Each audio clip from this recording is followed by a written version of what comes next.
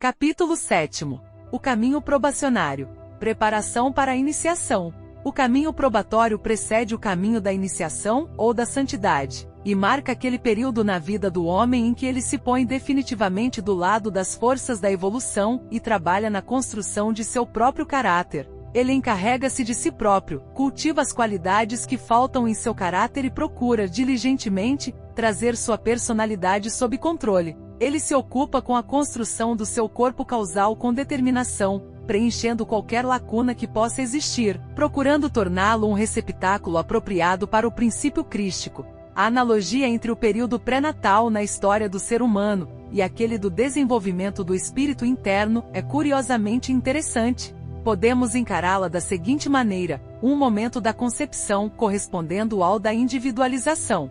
2. Os 9 meses de gestação, correspondendo à roda da vida. 3. A primeira iniciação, correspondendo à hora do nascimento. O caminho probatório corresponde ao período mais adiantado da gestação, a formação do menino Cristo no coração. Na primeira iniciação, este menino começa a peregrinação do caminho. A primeira representa simplesmente o começo. Uma certa estrutura de pensar e viver correto e de boa conduta foi construída. A essa forma chamamos de caráter. Ela tem de ser agora internamente vivificada e habitada. Thackeray descreveu bem este processo de construção nas palavras tão frequentemente citadas: semeia um pensamento e colherás uma ação. Semeia uma ação e colherás um hábito. Semeia um hábito e colherás um caráter. Semeia um caráter e colherás um destino. O destino mortal de cada um de todos nós é atingir a consciência do ser superior e, subsequentemente, a do Espírito Divino. Quando a forma estiver pronta, quando o templo de Salomão tiver sido construído no canteiro da vida pessoal, então a vida crística entra e a glória do Senhor recobre seu templo. A forma se toma vibrante. Nisto reside a diferença entre a teoria e o tomar a teoria parte de si próprio. Pode-se ter uma imagem ou pintura perfeita, mas a ela falta vida. A vida também pode ser modelada no divino, tanto quanto é possível. Ela pode ser uma cópia excelente, mas falta-lhe o princípio crístico interior. O germe estivera sempre ali, mas adormecido. Agora foi alimentado e trazido ao nascimento, e a primeira iniciação é atingida. Enquanto o homem está no caminho probatório, ele aprende principalmente a conhecer a si próprio, a identificar suas fraquezas e a corrigi-las. Ele é de início ensinado a trabalhar como auxiliar invisível, e por muitas vidas é geralmente mantido neste tipo de trabalho. Mais tarde, conforme os progressos que faça, poderá ser transferido para o trabalho mais selecionado. Os rudimentos da sabedoria divina lhe são ensinados e é introduzido nos graus finais da câmara do aprendizado. Um dos mestres o conhece e o deixa sob os cuidados, para ensino definido, de um dos seus discípulos, ou, se muito promissor, de um iniciado. Iniciados do 1º e 2º graus mantêm classes para os discípulos aceitos e os probacionários, entre as 10 horas da noite e 5 horas da madrugada, todas as noites, em todas as partes do mundo, de tal maneira que a continuidade do ensino é completa. Eles se reúnem na Câmara do Aprendizado e o método é quase o mesmo de uma grande universidade: aulas e certas horas, trabalho experimental, exames e uma promoção gradual conforme se passe nos exames. Um certo número de egos no caminho probatório está num departamento que é análogo a uma escala de 2º grau, outros se matricularam e estão na própria universidade. A graduação resulta de quando a iniciação é recebida e o iniciado passa à Câmara da Sabedoria. Os egos avançados e os espiritualmente inclinados que ainda não estão no caminho probatório assistem aulas dadas em seu benefício, ora conduzidas por discípulos, ora, em ocasiões especiais, conduzidas por iniciados. Seu trabalho é mais rudimentar, embora oculto do ponto de vista mundano, e eles aprendem a serem, sob supervisão, auxiliares invisíveis, os quais são recrutados, usualmente entre os egos avançados. Os muito avançados e aqueles no caminho probatório, próximos da iniciação, trabalham mais frequentemente no que pode ser chamada de obra departamental, formando um grupo de assistentes dos membros da hierarquia. Métodos de instrução. 3 departamentos de instrução cuidam de 3 partes do desenvolvimento do homem. Primeiro, Uma instrução é dada visando a disciplinação da vida, ao crescimento do caráter, ao desenvolvimento do microcosmo. Segundo linhas cósmicas, ao homem é ensinado o significado de si mesmo. Ele vem a se reconhecer como uma unidade complexa e completa, uma réplica em miniatura do mundo exterior. No aprendizado das leis de seu próprio ser, vem a compreensão do eu e uma percepção das leis básicas do sistema. Segundo, é dada instrução sobre o macrocosmo, ampliando o conceito intelectual da obra do cosmos. Informações lhe são transmitidas sobre os reinos da natureza e suas leis, com instruções sobre o funcionamento destas leis em todos os reinos e planos. O discípulo adquire um profundo cabedal de conhecimento geral, e aqueles que o guiam lhe transmitem um conhecimento enciclopédico. Quando ele atingir a meta, poderá não conhecer cada uma de todas as coisas que há por conhecer nos 3 mundos, mas o caminho para o saber, as fontes de conhecimento e os centros de informação estão à sua disposição. Um mestre pode se informar de qualquer coisa sobre qualquer assunto possível, a qualquer hora, sem a menor dificuldade. Terceiro, é dada instrução sobre o que se pode chamar de síntese. Esta informação só é possível quando o veículo intuicional se coordena. E realmente, o domínio oculto da lei de gravitação ou atração, a lei básica deste segundo sistema solar, com todos os seus corolários. O discípulo aprende o significado da coesão oculta e da união interna que mantém o sistema como uma unidade homogênea. A maior parte desta instrução é dada, usualmente após a terceira iniciação, mas já desde o início do treinamento se comunicam alguns rudimentos. Mestres e discípulos. Os discípulos e egos avançados no caminho probatório recebem instrução, neste período particular, com 2 propósitos especiais.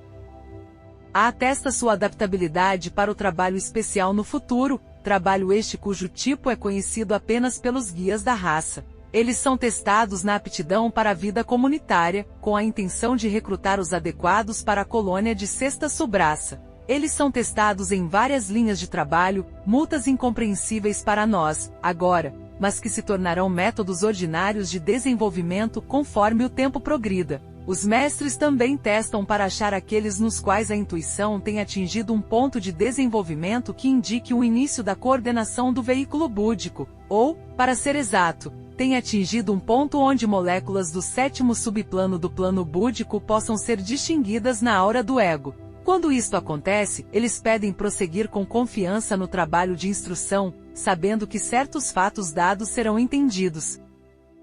B. Nesta época recebe instrução, um grupo especial de pessoas que encarnaram neste período crítico da história do mundo. Elas vieram, todas ao mesmo tempo pelo mundo todo, para fazer o trabalho de ligar os 2 planos, o físico e o astral, via o etérico. Esta frase é digna de profunda consideração, pois ela inclui o trabalho que um certo número de indivíduos, dentre os da geração mais nova, vê-lo fazer. Para esta ligação dos 2 planos, são requeridas pessoas que estejam polarizadas nos seus corpos mentais, ou se nele não estão polarizadas, pelo menos serão bem desenvolvidas e equilibradas, e possam, portanto, trabalhar seguramente e com inteligência neste tipo de trabalho. São necessárias primariamente pessoas em cujos veículos possa ser encontrada uma certa proporção de matéria do subplano atômico, de tal maneira que uma comunicação direta se possa efetuar entre o superior e o inferior, através da seção transversal atômica do corpo causal. Isto não é fácil de explicar claramente, mas a análise do diagrama em um estudo sobre a consciência, pela Sra. Bezan, página 27 da edição inglesa, pode ser útil para explicar alguns tópicos capazes de confundir. Devemos reconhecer 2 coisas, ao refletir sobre o assunto dos mestres e seus discípulos. Primeiro, que na hierarquia nada é perdido por falta de reconhecimento da lei da economia. Cada gasto de força da parte de um mestre ou instrutor está sujeito a sabia previsão e discriminação. Assim como não pomos professores de universidade para lecionar a principiantes, tampouco os mestres trabalham individualmente com homens, antes destes terem atingido urna certa etapa da evolução e estejam prontos para tirar proveito de sua instrução. Segundo, devemos nos lembrar que cada um de nós é reconhecido pelo brilho da própria luz. Este é um fato oculto. Quando mais fino o grau de matéria que compõe nossos corpos, mais brilhantemente refletir-se-á a luz interior. Luz é vibração e pela medida 75 de vibração se faz a classificação dos alunos.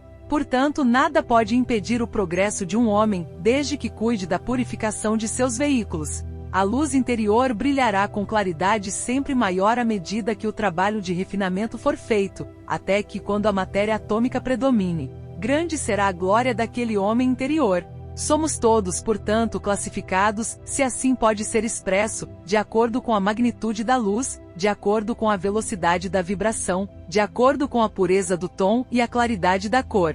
De nossa classificação depende, portanto, quem será o nosso instrutor. O segredo está na similitude da vibração. Frequentemente é-nos dito que quando a solicitação for suficientemente forte, o instrutor aparecerá. Quando construímos a vibração certa e sintonizamos com a nota certa, nada pode nos impedir de encontrar o mestre. Os grupos de ego são formados: 1. De acordo com o seu raio.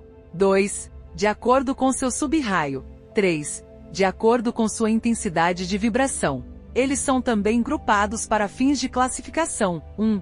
Como egos, de acordo com o raio egóico. 2. Como personalidade, de acordo com o sub-raio que esteja governando a personalidade. Todos são classificados e tabulados. Os mestres têm seus arquivos, onde são guardados estes registros, com um sistema de tabulação para nós incompreensível devido à sua magnitude e suas dificuldades. Eles estão sob o cuidado do Shon de cada raio tendo sua própria coleção de registros. Estes registros, estando em muitas seções, lidando com egos encarnados, desencarnados e aperfeiçoados, estão, todos, novamente, sob o cuidado de guardiães subordinados. Os senhores da Lipica, com suas vastas hostes de auxiliares, são os mais frequentes utilizadores destas tabelas. Muitos egos desencarnados, aguardando encarnação ou tendo acabado de deixar a Terra, sacrificam seu tempo nos planos superiores para dar assistência a este trabalho.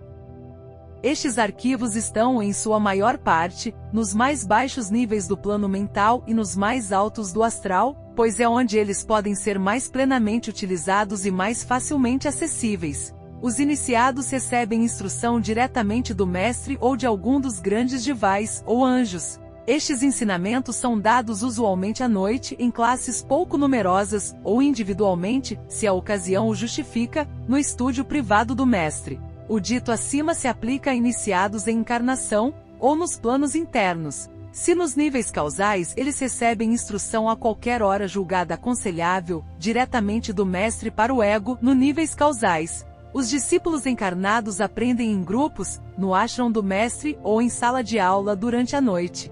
Fora destas reuniões regulares em que recebem instrução direta do mestre, um discípulo, por alguma razão específica, pode ser chamado ao estúdio do mestre para uma entrevista particular. Isto ocorre quando o mestre deseja ver o discípulo para uma recomendação, advertência, ou para decidir se está disposto à iniciação. A maior parte do preparo do discípulo é deixada nas mãos de algum iniciado ou discípulo mais adiantado, que cuida de seu irmão mais jovem e é responsável pelo seu progresso perante o mestre, fazendo relatórios regulares. O karma é grandemente o árbitro desta relação.